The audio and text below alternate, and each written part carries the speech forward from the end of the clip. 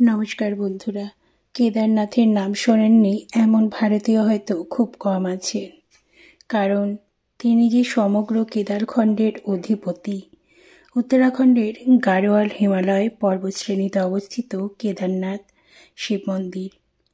বলা হয় এই মন্দিরে বাবা মহাদেব অতি জাগ্রত। এই কেদারনাথ মন্দির কে বা কারা তৈরি করেছিলেন তা নিয়ে অনেক বিতর্ক আছে। পঞ্চপাণ্ডব শুরু করে আদি শঙ্করাচার্য পর্যন্ত চলে এর বিতর্ক। কিন্তু এই কেদারনাথ মন্দির যে স্থাপত্য শিল্পের এক অলৌকিক বিস্ময়, সে সম্বন্ধে জানলে সত্যি গায়ে শিহরণ জাগে। কেদারনাথ মন্দিরকে ঘিরে এমন অনেক রহস্য লুকিয়ে আছে, যা আপনি শুনলে অবাক হতে বাধ্য। নমস্কার বন্ধুরা, রীতা স্টাডি চ্যানেলে আপনাদের সবাইকে স্বাগত।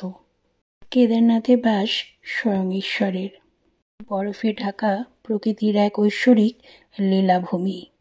কেদারনাথ কেন এত জাগ্রত, তার পিছনে রয়েছে অনেক অলৌকিক কাহিনী। আসল ঘটনাটি যদি আপনারা শোনেন, তাহলে আপনারাও শিহরিত হবেন। সময়টা ছিল বেশ কয়েক বছর আগেকার কথা। তখন বাস বা ট্রেন বা কোনো রকম যাতায়াতের কোনো রকম বাহন ছিল না।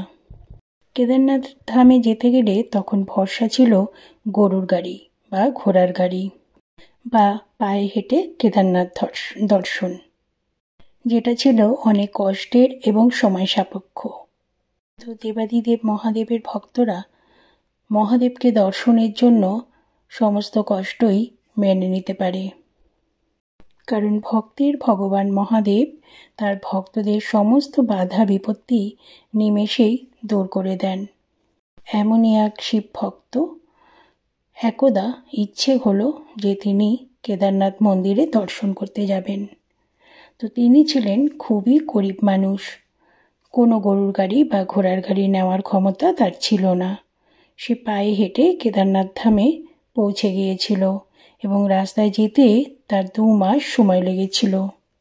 কিন্তু সে এমন সময়ে গিয়েছিল যেখানে কেদারনাথে বরফ পড়া শুরু হয়ে গিয়েছিল, এবং সেই বরফ পড়ার কারণে কেদারনাথ মন্দিরের মহাদেবকে স্থানান্তরিত করা হয়েছিল উখি মঠে, এবং 6 মাসের জন্য মন্দিরটি বন্ধ করে রাখা হয়েছিল।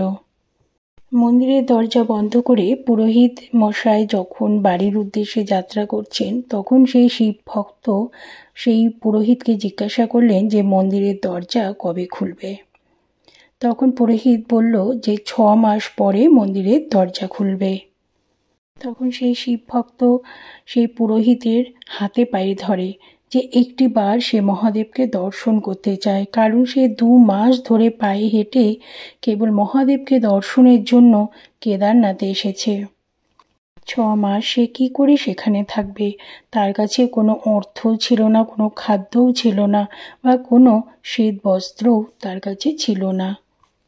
তাই সে বারবার অনুরোধ করতে লাগলো তাকে যেন একটিবার মহাদেবের দর্শন করতে দেওয়া হয়।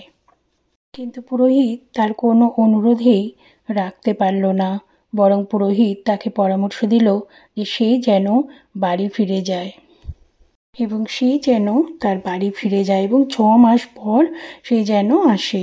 আর পুরোহিত আরও বলল যে সেখানে একটি রাতও কাটানো কিন্তু সম্ভব নয়, কারণ অতিরিক্ত বরফ পড়ছে এবং প্রচণ্ড ঠান্ডা ছিল। এই বলে পুরোহিত চলে যায়, কিন্তু শিব ভক্ত কিন্তু সেই মন্দিরের সামনে ঠায় বসে থাকে। তার একটাই উদ্দেশ্য, স্বয়ং ভোলানাথকে দর্শন করে তবেই সে এখান থেকে যাবে। যত কষ্টই হোক না কেন, মহাদেবের দর্শন না করে সে বাড়ি ফিরবেই না। এরপর সেই ভক্ত মন্দিরের পাশে বসে দেবাদিদেব মহাদেবকে স্মরণ করতে থাকে। দিনের আলো নিভে গেলে যখন রাত হয়, তখন ঠান্ডার তীব্রতা আরও বেড়ে যায়। সেখানে ঠান্ডার তীব্রতা এতটাই বেড়ে গিয়েছিল যে সেখানে আর থাকা সম্ভব হচ্ছিল না। কিন্তু ওই ভক্ত শিব নাম জপ করতে থাকে ক্রমাগত। ঠান্ডায় কাঁপতে কাঁপতে সে দেবাদিদেবের নাম জপ করতে থাকে। এমন সময় অঘরী বাবা তাকে দর্শন দেয়। এবং বলে শিব ভক্তকে যে এত ঠান্ডায় তুমি এখানে কি করছো, বাড়ি চলে যাও, তুমি এখানে এভাবে থাকতে পারবে না। কিন্তু সেই শিব ভক্ত বলল সে মহাদেবের দর্শন না করে এখান থেকে কোনো মতেই ফিরবে না। তারপর এই কথা শুনে অঘরী বাবা সেই শিব ভক্তকে তার ঝুলি থেকে কিছু খাবার বার করে দেয় এবং ঠান্ডা কিছুটা লাঘব করার জন্য বরফের উপরেই আগুন জ্বালিয়ে দেয়, যাতে সে একটু তাপ নিয়ে আরাম পেতে পারে। এই শিবভক্ত এতটাই ক্ষুধার্ত এবং ক্লান্ত ছিল যে সে সেই খাবার খেয়ে ঘুমিয়ে পড়ে। সকালবেলা ঘুম ভাঙলেই সে দেখে মন্দির চত্বরে সমস্ত বরফ সরে গিয়েছে আর মন্দিরে পুরোহিত মন্দিরের দিকেই আসছে। তখন সেই শিবভক্ত সেই পুরোহিতকে বলে, মন্দির কি খোলা হবে? তখন পুরোহিত বলে যে হ্যাঁ, আজ 6 মাস পর মন্দিরের দ্বার খোলা হবে। কিন্তু সেই ভক্ত বলে, সে তো আগের দিনই শুনলাম যে মন্দির 6 মাস পর খোলা হবে, তবে একটি রাত পার হতেই 6 মাস কি করে হতে পারে? পুরোহিত সেই 6 মাস আগের ঘটনা মনে করল এবং তাকে চিনতে পারল। পুরোহিত যখন শিব ভক্তকে জিজ্ঞেস করল আগের রাতের ঘটনা, তখন সে সব কিছু খুলে বলল এবং পুরোহিত বলল সেই অঘরী বাবা কেমন দেখতে ছিল। ভক্ত বলল, বাবার মাথায় লম্বা জটা, হাতে ত্রিশূল, সারা গায়ে ভস্ম মাখা আর কপালে ত্রিনয়ন।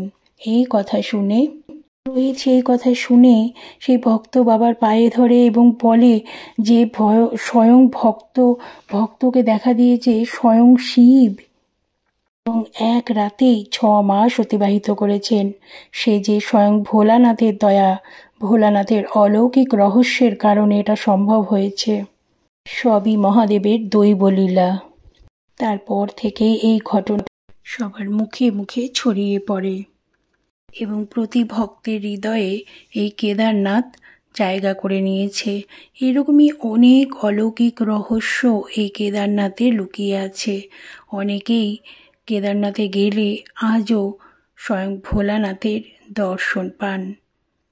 বন্ধুরা, এই ভিডিওটি আপনাদের কেমন লাগলো আপনারা অবশ্যই জানাবেন। ভালো লাগলে অবশ্যই একটা লাইক করে দেবেন।